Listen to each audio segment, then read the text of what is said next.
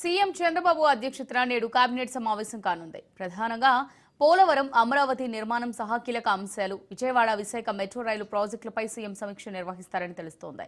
ఇక మధ్యాహ్నం జిందాల్ సంస్థ ప్రతినిధులతో ఆయన భేటీ కావచ్చని సమాచారం. చెత్త నుంచి ఇంధనాన్ని సృష్టించే ప్లాంట్లను ఏర్పాటు చేయడంపై వారితో ఆయన చర్చించే అవకాశం ఉందని ప్రభుత్వ వర్గాలు తెలిపాయి.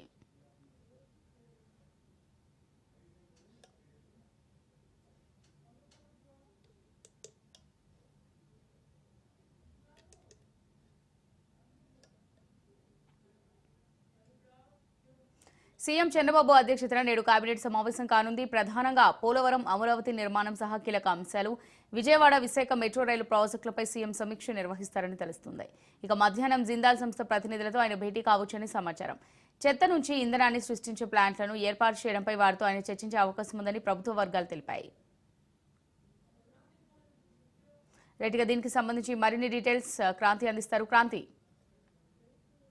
అమూల్య, ప్రతి నెల మొదటి గురువారం, మూడో గురువారం కేబినెట్ నిర్వహించాలంటూ కూడా సీఎం నిర్ణయించిన నేపథ్యంలో తాజాగా ఈ నెల మొదటి గురువారం ఈ రోజు కావడంతో ఈ రోజు ఉదయం 11 గంటలకి సచివాలయంలో ముఖ్యమంత్రి అధ్యక్షతన ఏపీ కేబినెట్ భేటీ కానుంది. అయితే దీనికి సంబంధించి కొంత ఈ కేబినెట్ లో కొన్ని కీలకమైన అంశాలపైన నిర్ణయం తీసుకునే అవకాశం కనబడుతుంది. ప్రధానంగా ఎన్నికల సమయంలో ఏదైతే సూపర్ 6 పథకాల అమలుకి సంబంధించి ప్రజలకి హామీ ఇచ్చారో ఆ సూపర్ 6 పథకాల అమలుకి సంబంధించి ప్రధానంగా ఈ రోజు కేబినెట్ లో చర్చ జరిగే అవకాశం కనబడుతుంది. ఇక ఉగాది నుంచి మహిళలకి ఆర్టీసీ బస్సులో ఉచిత ప్రయాణం సంబంధించి కూడా ఈ రోజు కేబినెట్ లో చర్చ జరిగే అవకాశం కనబడుతుంది. ఎందుకంటే ఇప్పటికే సూపర్ 6 పథకాలకు సంబంధించి అది కూడా ఒక మహిళలకి ఉచిత బస్సు ప్రయాణం అనేది ఒక పథకంగా ఉన్న నేపథ్యంలో, దాంతో పాటు ఇప్పటికే కూటమి ప్రభుత్వం ఏర్పడి 6 నెలలు పూర్తవుతుంది. పూర్తయిన నేపథ్యంలో అటు ప్రతిపక్షాల నుంచి అనేకమైన విమర్శలు వస్తున్న నేపథ్యంలో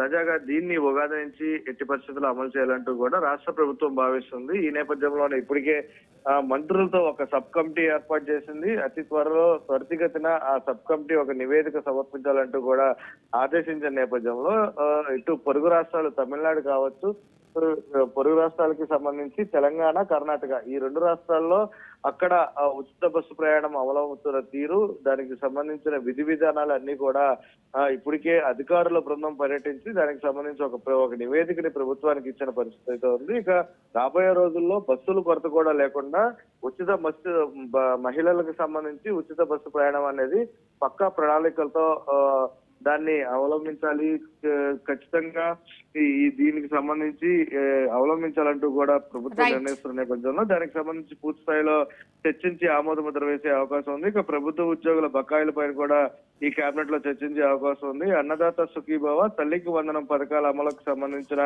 షెడ్యూల్ కూడా దీనిలోనే ఖరారు చేసే అవకాశం ఉంది. ఇక ప్రధానంగా ప్రభుత్వం వచ్చిన తర్వాత చంద్రబాబు సీఎం సంబంధించి ఏపీపీఎస్సీ జాబ్ క్యాలెండర్ విడుదల ఆమోద ముద్ర కూడా ఈ కేబినెట్ లోనే ఆమోద ముద్ర వేసే అవకాశం కనబడుతుంది. ఇక రాష్ట్రానికి రానున్న పెట్టుబడులు కావచ్చు, ఉద్యోగ ఉపాధి అవకాశాలపైన చర్చ, పరిశ్రమల స్థాపనకు సంబంధించి ఆమోద ముద్రకు సంబంధించి కూడా ఈ కేబినెట్ లో చర్చించి దీనికి సంబంధించి ఆమోద ముద్ర కూడా వేసే అవకాశం ఉంది. వీటిలో పలు అంశాలకి సంబంధించి కొన్ని కీలకమైన ఎటు ఏపీపీఎస్సీకి సంబంధించి ఇప్పటికే ప్రభుత్వ అంగీకారం తెలిపిన నేపథ్యంలో నిరుద్యోగులకు సంబంధించి దాని నోటిఫికేషన్ కూడా విడుదల చేసే అవకాశం కనబడుతుంది. Right, thanks for the updates Kranti.